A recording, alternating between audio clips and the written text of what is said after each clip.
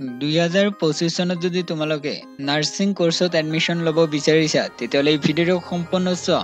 পুনৰ শ্ৰীমন্ত শংকৰদেৱ ইউনিভাৰ্চিটিয়ে নাৰ্ছিং কোৰ্সৰ এপ্লিকেশন ফৰ্মৰ নোটিছ প্ৰকাশ কৰিছে। এই ভিডিঅ'ৰ জৰিয়তে সম্পূৰ্ণ ডিটেইলছ জনাই দিয়া হ'ব।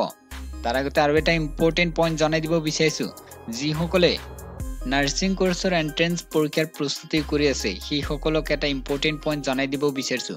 যিসকলে আমাৰ পৰা ই-বুক কিনিছে এন্ট্ৰেন্স পৰীক্ষাৰ বিএসসি নাৰ্ছিং বা ডি ফাৰ্ম কোৰ্সৰ বা বি ফাৰ্ম কোৰ্সৰ বা এএনএম জিএনএমৰ সেই সকল কেণ্ডিডেটৰ মক টেষ্ট সিৰিজ ইতিমধ্যে আৰম্ভ কৰা হৈছে আৰু কেণ্ডিডেট মক টেষ্ট প্ৰেক্টিছ কৰি আছে। যিসকলে বুজি পোৱা নাই বুজাই দিব বিচাৰিছো, মক টেষ্টৰ তলত পাছৱৰ্ড মাৰিব লাগে। সেই পাছৱৰ্ডটো গ্ৰুপত দিয়া হয়, তোমালোকে গ্ৰুপত চাই লবা, এন্টাৰ কৰিবা, ইয়াতে পাছৱৰ্ড সাবমিট কৰি দিবা। তাৰ পিছত মক টেষ্ট ওপেন হ'ব, তাৰ পিছত তোমালোকে মক টেষ্ট দিব পাৰিবা।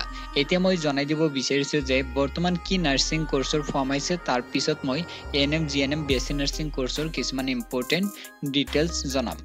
বৰ্তমান আহিছে এমএসসি নাৰ্ছিং কোৰ্সৰ। পুনৰ জনাই দিব বিচাৰিছো 2025 চনৰ এমএসসি নাৰ্ছিং কোৰ্সৰ এডমিশনৰ এপ্লিকেশন ফৰ্মৰ নোটিছ আহি গ'ল। ইয়াতে উল্লেখ কৰিছে তোমালোকৰ এপ্লিকেশন ফৰ্ম, ইয়াতে উল্লেখ কৰিছে মে মাহৰ 2 তাৰিখৰ পৰা তোমালোকে ফৰ্ম ল'ব পাৰিবা। ল'বলৈ হলে ৰিজনেল কলেজ অফ নাৰ্ছিং গুৱাহাটীত যাব লাগিব। এটো এপ্লিকেশন ফৰ্ম অফলাইনত ল'ব লাগিব, কলেজত যাই তোমালোকৰ 1000 পেমেন্ট কৰিব লাগিব। তাৰ পিছত কি হ'ব, 1000 পেমেন্ট কৰি এপ্লিকেশন ফৰ্ম ল'বা। তাৰ পিছত ইয়াতে কৈছে যে তোমালোকৰ এই এপ্লিকেশন ফি দিব লাগিব 5000 এপ্লিকেশন ফি দিব লাগিব। এটো অনলাইনত শ্ৰীমন্ত শংকৰদেৱ ইউনিভাৰ্চিটিৰ অনলাইনত যাই পেমেন্ট কৰিবা। তাৰ পিছত কি কৈছে ইয়াতে লাষ্ট ডেট হ'ল, ফৰ্ম ফিল আপৰ লাষ্ট ডেট হ'ল, জমা দিয়াৰ লাষ্ট ডেট হ'ল মে মাহৰ 31 তাৰিখ। 31 তাৰিখৰ ভিতৰত জমা দিব লাগিব। তাৰ পিছত তোমালোকৰ পৰীক্ষা হ'ব, ইয়াতে উল্লেখ কৰিছে জুন মাহৰ 29 তাৰিখত দিনৰ 10টাৰ পৰা আৰম্ভ হ'ব 1টা বজালৈ। তাৰ পিছত ইয়াতে উল্লেখ কৰিছে কোনবিলাক কেণ্ডিডেট এপ্লাই কৰিব পাৰিব।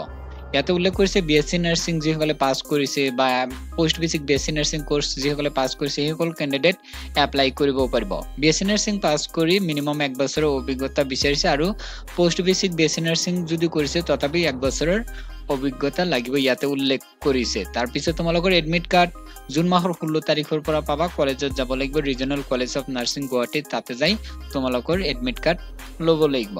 এতিয়া মই বাকি যিবিলাক ডিটেইলছ আছে জনাই দিব বিচাৰিছো। যিসকলে জিএনএমৰ প্ৰিপেয়াৰ কৰি আছে সেই সকল কেণ্ডিডেটক এটা ইম্পৰ্টেন্ট পইণ্ট জনাই দিব বিচাৰিছো। তোমালোকে এতিয়া পিআৰসি এপ্লাই কৰি দিয়া, এইটো ইম্পৰ্টেন্ট হয়, পিআৰসিটো কিন্তু লাগিব। তোমালোকে যদি বিএসসি নাৰ্ছিং বা এএনএম নাৰ্ছিং কোৰ্সত এডমিশন ল'ব বিচাৰিছা চৰকাৰী কলেজত তেতিয়াহ'লে পিআৰসি লাগিব। আৰু তোমালোকে যদি ই-বুক কিনা নাই কিনিব পাৰিবা। জেনেৰেল সায়েন্স, ইংৰাজী, গণিতৰ প্ৰশ্ন উত্তৰ আছে, লগতে চেম্পল কুৱেশ্যন পেপাৰ এই ই-বুকত পাই যাবা। হোৱাটছআপত যোগাযোগ কৰিবা, ভিডিঅ' ডেসক্ৰিপশ্যনত হোৱাটছআপ নাম্বাৰ দিয়া আছে। আৰু বিএসসি পেৰামেডিকেল বা যিসকলে যিটো কোৰ্স আছে তোমালোকৰ বিএসসি পেৰামেডিকেল আৰু আছে পেৰামেডিকেল আৰু বিএসসি নাৰ্ছিং আছে বা ডি ফাৰ্ম বি ফাৰ্ম কোৰ্সৰ এন্ট্ৰেন্স পৰীক্ষাৰ প্ৰিপেয়াৰ কৰি আছে সেই সকল কেণ্ডিডেট এই ই-বুক ল'ব পাৰিবা। ফিজিক্স, কেমিষ্ট্ৰি, বায়োলজি আছে, ইংৰাজীৰ প্ৰশ্ন উত্তৰ আছে, লগতে নাৰ্ছিং এপ্টিটিউডৰ প্ৰশ্ন উত্তৰ আছে। 4000তকৈ অধিক প্ৰশ্ন উত্তৰ আছে।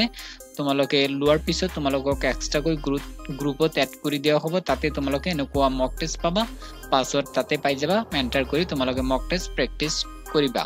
তোমালোকৰ সেলফ ষ্টাডি কৰিব লাগিব, মক টেষ্ট প্ৰেক্টিছ কৰিব লাগিব, সিলেবাস অনুসৰি তোমালোকৰ এতিয়াৰ পৰা প্ৰেক্টিছ আৰম্ভ কৰিব লাগিব। তেতিয়া তোমালোকে চৰকাৰী নাৰ্ছিং কলেজত বা ফাৰ্মাচী কলেজত এডমিশন ল'ব পাৰিবা।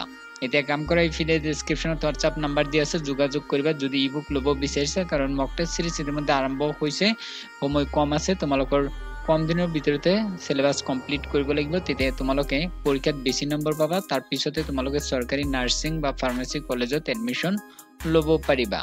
এইখিনি আছিল আপডেট, আৰু যদি কিবা নতুন আপডেট আহে তোমালোকক মই ভিডিঅ'ৰ জৰিয়তে জনাই দিম।